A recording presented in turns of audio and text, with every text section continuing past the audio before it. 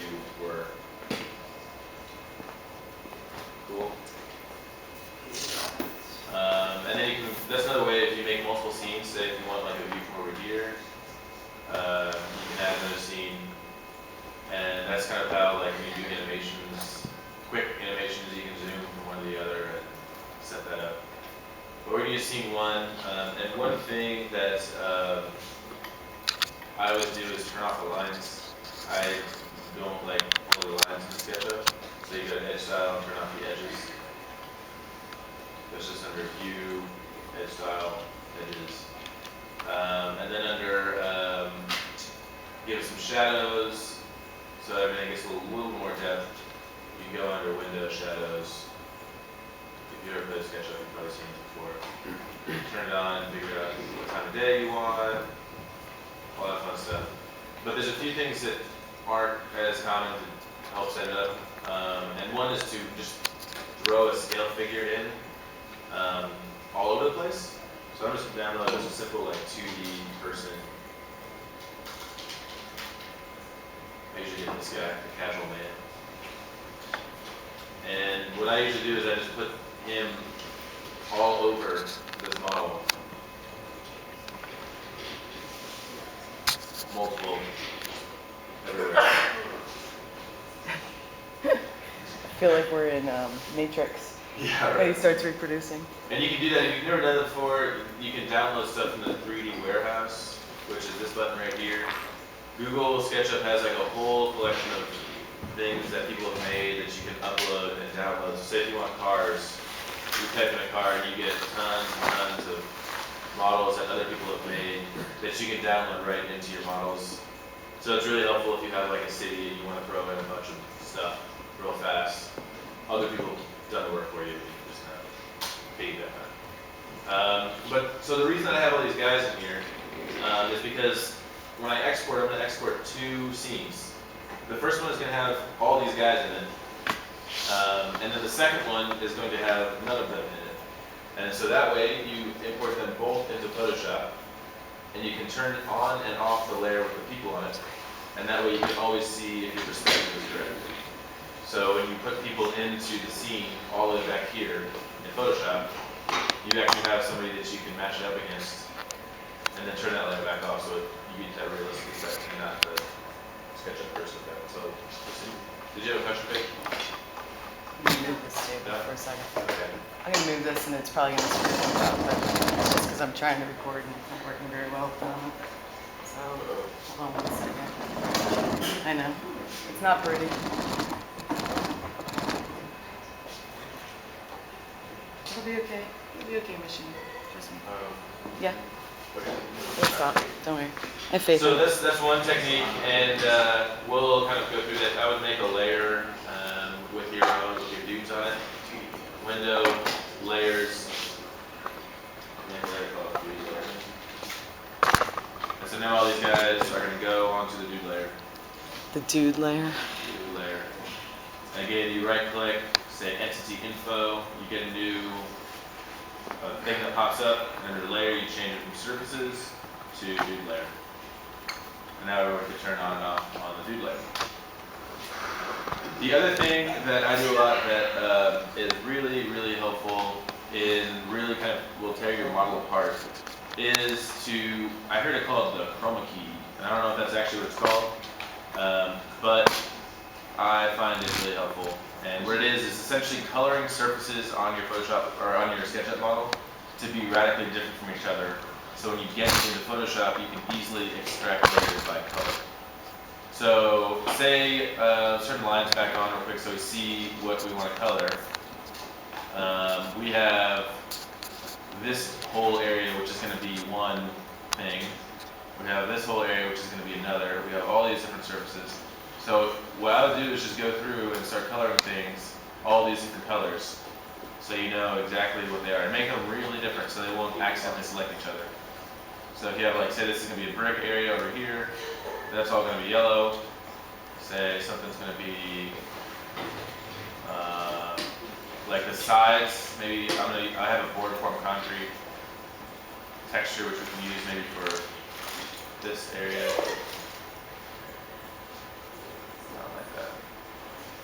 You want it to be bright and punchy and poppy, make it pop.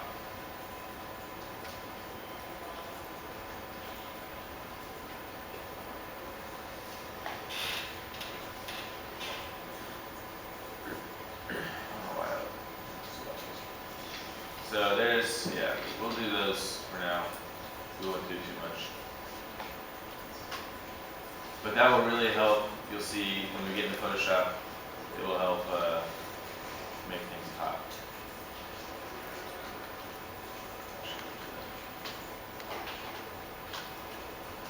Alright, so we kind of got it set up just about right. Turn off our edges. And then we're going to export again 2 different scenes. Go to File, Export 2D Graphic. Throw it on the desktop. I'm going to call it the scratch layer, which is kind of what I call it when I have the guys on it. You go to Options, and you can set up like a really high quality photo or render. And it can take you some time, especially after you have 3D stuff in it. But I'm going to keep it kind of the view size, just so we can move faster. So that's the scratch layer, and then the next one, when you export, I would turn off the guys. So under your layers, turn off your dudes, and turn on your shadows. If they're not on already. Just so you can see things kind of pop a little bit better. I call this the final or whatever base.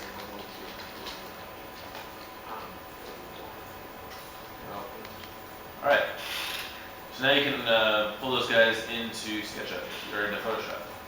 So what you do is you go under PhotoShop, go to File, and just open your file, go find it, and I would make your base layer the one that is the final, not the scratch.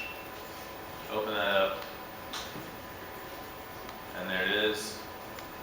And then we're going to open another one.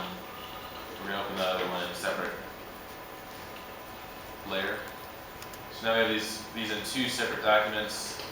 This one I would just copy and pull into that one, because if you place it, sometimes it's the wrong size.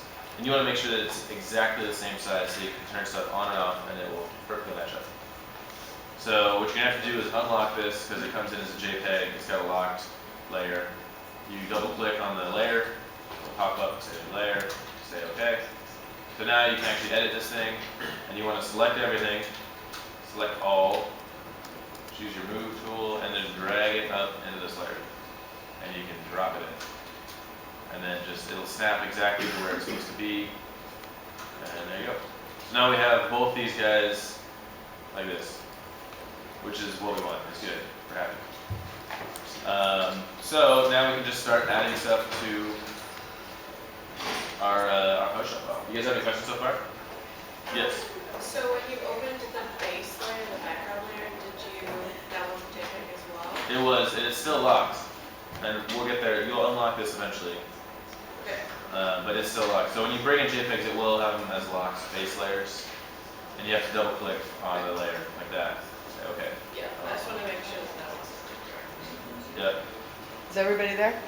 Everybody good? Got it? Yep. Is there anyone who wants another minute or 2? Paige Yes. wants a minute. I want a minute. Okay, how many minutes do you want? Like 2 minutes? 2 minutes. 2 minutes. 2 minutes, okay. Granted. Granted. What format are you exporting them from this schedule? I just put them as JPEGs. You can export them as PNGs if you go in and mess with your preferences so it won't have a background. It won't have the blue sky, and I think there's actually a way we can get it so it won't have the green ground either when it exports, so it'll all be transparent back there. But you have to dig into the styles and do that, which is kind of annoying sometimes.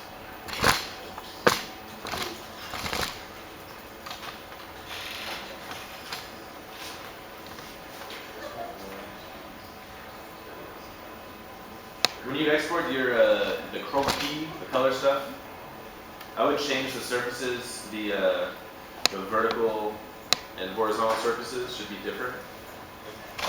So that way you can really easily get at how the textures are going to lay over. Because the way that you're going to use the color is to make a layer and then use it as the guide for applying textures to it. and use it as a clipping mask, and we'll get there.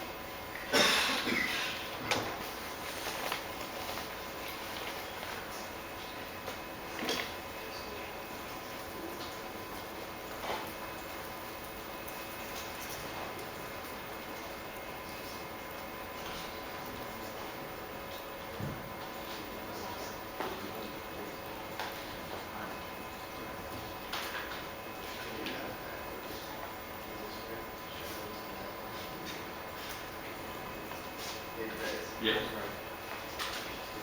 What's that? This is backwards. That's what's in the shadow.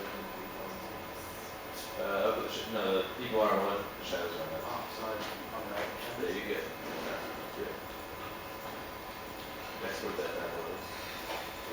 Export that down. Or, oh, no, you get it. Is everyone pretty caught up? Good to go? Yes. Good. All right.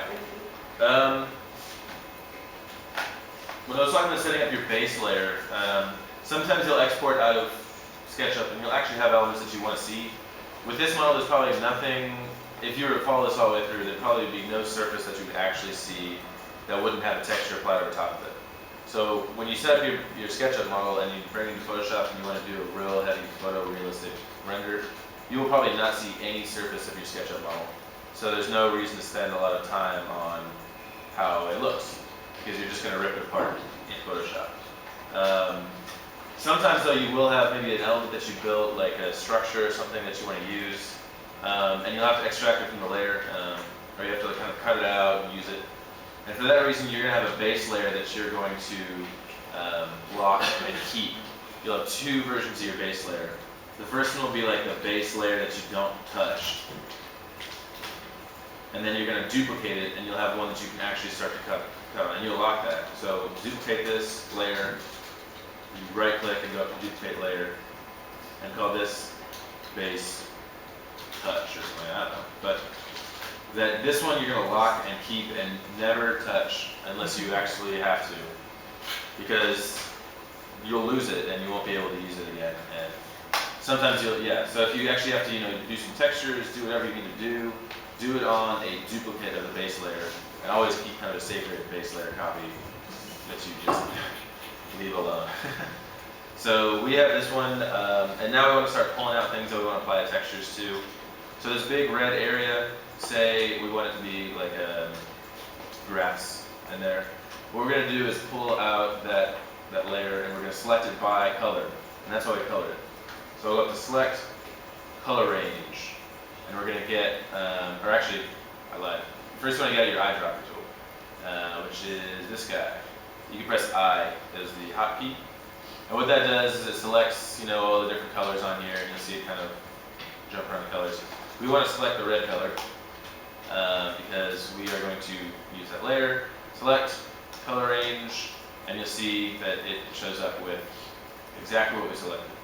So let's say OK. And now we have all that selected, and we want to make a layer off of that. We want its own layer.